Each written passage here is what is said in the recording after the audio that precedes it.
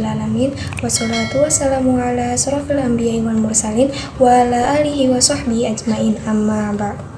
Pertama-tama, marilah kita panjatkan puji dan syukur atas kehadirat Allah Subhanahu wa Ta'ala sehingga kita dapat berdiskusi. Salawat serta salam kita curahkan kepada Nabi Muhammad SAW. Semoga kita mendapatkan syafaatnya di hari akhir. Amin. Kami dari kelompok 2 ingin membahas tentang sejarah peradaban Islam modern di Mesir. Yang pertama, bagaimana sih masuknya Islam di Mesir? Yang kedua, bagaimana perkembangan peradaban Islam di Mesir? Kehadiran Islam bukan untuk menghapus ajaran sebelumnya, tetapi sebagai penyempurna agama sebelumnya. Islam sebagai penerang di berbagai tempat, termasuk di Mesir. Mesir sebagai kota Islam mencapai puncak kejayaannya, serta mengkaji Islam lebih dalam di tengah masyarakat yang lebih modern. Hai, how are you today? Saya harap semuanya dalam keadaan baik-baik saja dan semoga tetap dalam lindungan Allah Subhanahu wa Ta'ala. Walaupun di masa pandemi kita tidak bisa bertatap muka secara nyata, namun alhamdulillah kita masih bisa bertemu lewat layar kaca. Seperti yang sudah dijelaskan oleh saudari Afifah tadi, di sini kita akan belajar bareng, sharing-sharing bareng mengenai sejarah peradaban Islam modern di Mesir.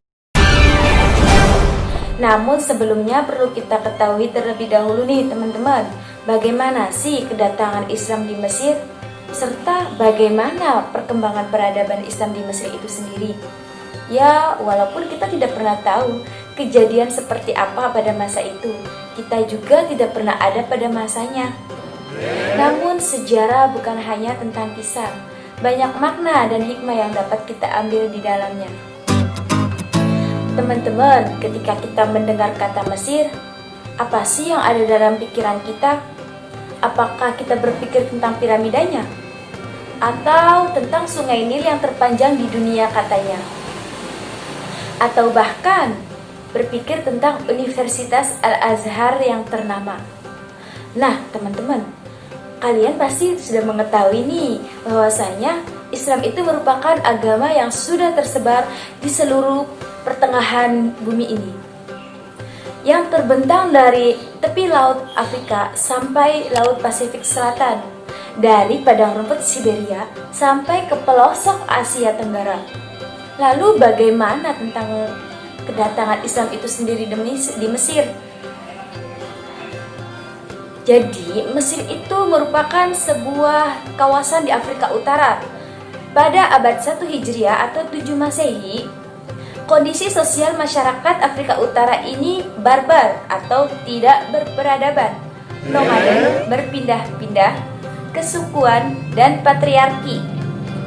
Ternyata ada yang wow nih teman-teman. Afrika Utara ini merupakan pintu utama dan kawasan terpenting bagi penyebaran agama Islam, terutama di daratan Eropa. Sebenarnya, sejak zaman kuno, Mesir itu sendiri sudah memiliki peradaban yang tinggi karena letak geografis dan budayanya. Jadi ketika Islam masuk ke Mesir, Mesir sudah bersiap menjadi negeri yang bersinar dan gemilang. Mesir juga sudah bersiap menjadi negeri yang berperan dalam penyebaran agama Islam. Nah, ternyata Mesir juga mempunyai hubungan yang baik dengan Rasulullah SAW selama kehidupan beliau. Rasul pun pernah berkata bahwasanya sepeninggal beliau nanti, umat Islam harus membebaskan Mesir dari kekaisaran Romawi, serta harus memperlakukan penduduk Mesir itu dengan baik, karena penduduk Mesir mempunyai hubungan dan ikatan kekeluargaan yang baik dengan umat Muslim. Namun, Islam sendiri masuk ke daerah Mesir ini pada masa pemerintahan Khalifah Umar bin Khattab, yang ditandai dengan ditaklukannya kota Iskandaria yang menjadi ibu kota Mesir pada saat itu. Penaklukan kota Iskandaria ini di bawah pimpinan Amr bin Aus. Pada awalnya sih Amr bin Aus ini teringat ucapan Rasulullah mengenai pembebasan Mesir dari kekaisaran Romawi, serta melihat kemiliteran dan perdagangan di Mesir itu sangat strategis.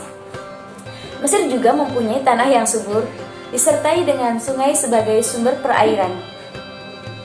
Amr bin As meminta restu kepada Khalifah Umar bin Khattab untuk menaklukkan Mesir atau membebaskan Mesir dari kekaisaran Romawi. Lalu Khalifah menyetujuinya. Kemudian Khalifah Umar bin Khattab ini mengangkat Amr bin As sebagai panglima perang untuk menaklukkan Mesir, yang tepatnya kota Iskandaria. Sesaat kemudian Amr bin As ini menjadi gubernur Mesir, dan dia menjadikan Fustat sebagai ibu kota Mesir saat itu. Kekuasaan Mesir pada saat selanjutnya di bawah pemerintahan para dinasti seperti dinasti Fatimiyah, dinasti Ayyubiyah, dinasti Mamluk, dan juga di bawah kekuasaan Turki Utsmani otonom, serta di bawah pimpinan para penguasa lainnya.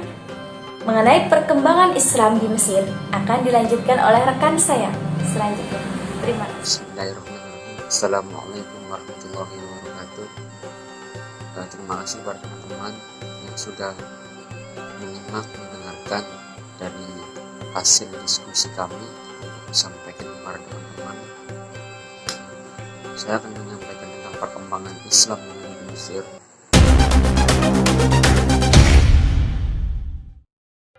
Perkembangan Islam di Mesir tentu tidak terlepas dari peranan pemimpin Islam yang ada di Mesir. Dinasti yang pertama berdiri secara mandiri yaitu dinasti Fatimiyah yang ada di Mesir. Pada waktu itu dinasti Fatimiyah didirikan oleh Said bin Husain. Pada waktu itu juga kejayaan Islam yang ada di Mesir itu pada khalifah yang kelima, yaitu Abu Ali Mansur Nizar al-Aziz. Pada waktu itu dinasti Fatimiyah sangat menyaingi, bahkan bisa menyetarakan dinasti Abbasiyah yang pada waktu itu di Baghdad. Dinasti Fatimiyah itu menyaingi dinasti Abbasiyah atau setara dengan dinasti Abbasiyah. Dinasti Fatimiyah itu membangun kerajaan ataupun membangun istana. Istana itu ya dengan kita jumlahkan itu sebesar 2 juta dinar. Kalau 2 juta dinar itu berapa kalau dijumlahkan dengan rupiah yang sekarang?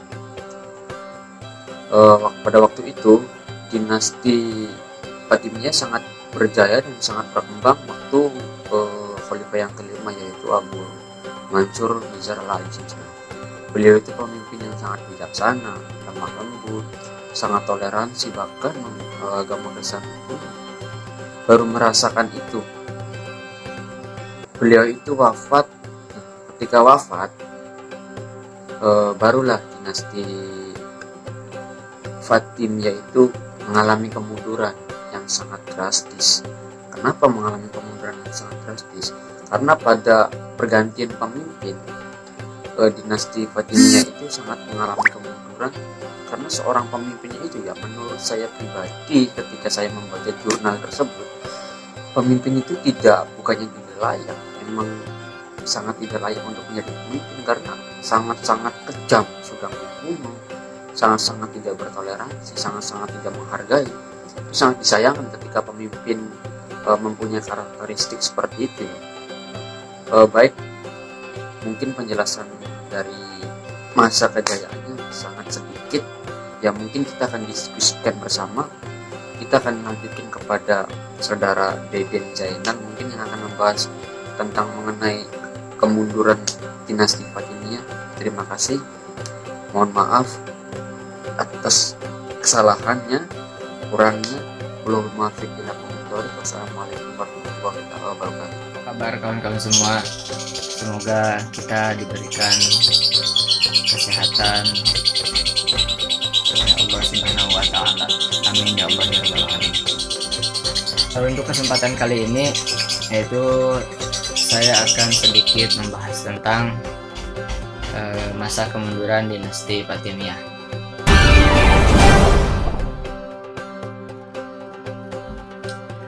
Menurut jurnal yang kelompok kami baca itu masa kemunduran dinasti Fatimiyah.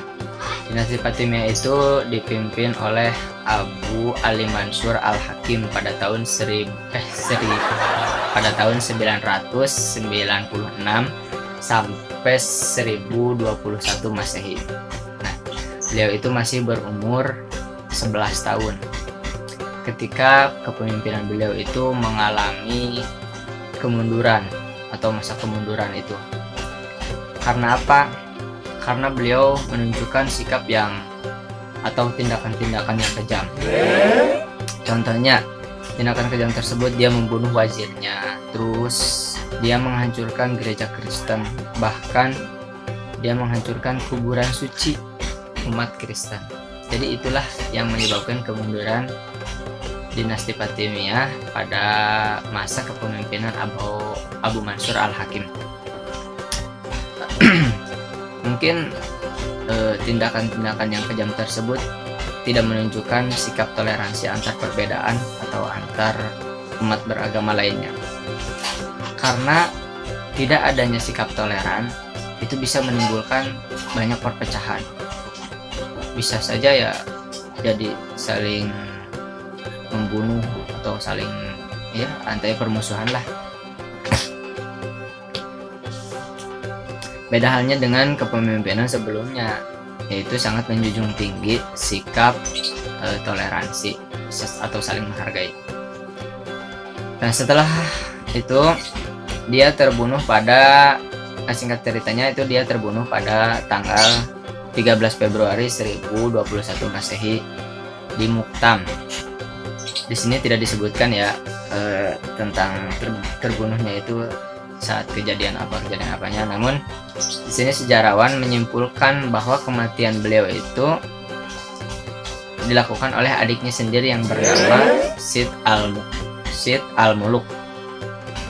Atas dasar apa Syed Al-Muluk itu bisa membunuh Abu Mansur Al-Hakim? Jadi karena dia itu atau Syed Al-Muluk itu pernah dilakukan secara tidak terhormat, padahal dia itu adik sendiri ya. Tapi karena dia itu merasa tidak diperlakukan secara terhormat, bisa jadi dia yang menimbulkan dia sakit hati, ujung-ujungnya membunuh ataupun ya sebagainya lah. Setelah Abu Mansur Al-Hakim itu terbunuh, kepemimpinan tersebut digantikan oleh Az-Zahir tahun 1021 sampai 1035 Masehi. Yang kala itu dia masih berumur 16 tahun.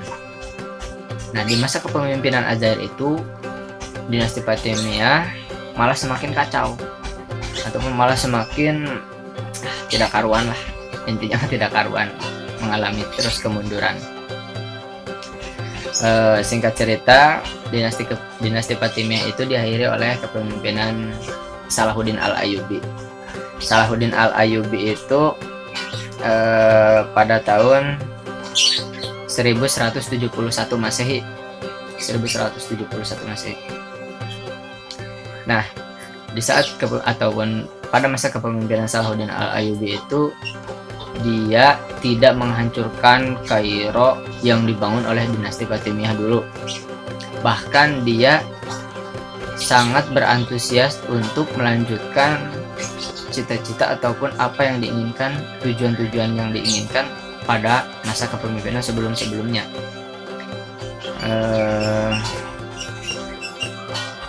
Hanya saja nih Salahuddin Al-Ayyubi itu hanya mengganti paham keagamaan negara, yaitu dari paham Syiah ke paham Sunni.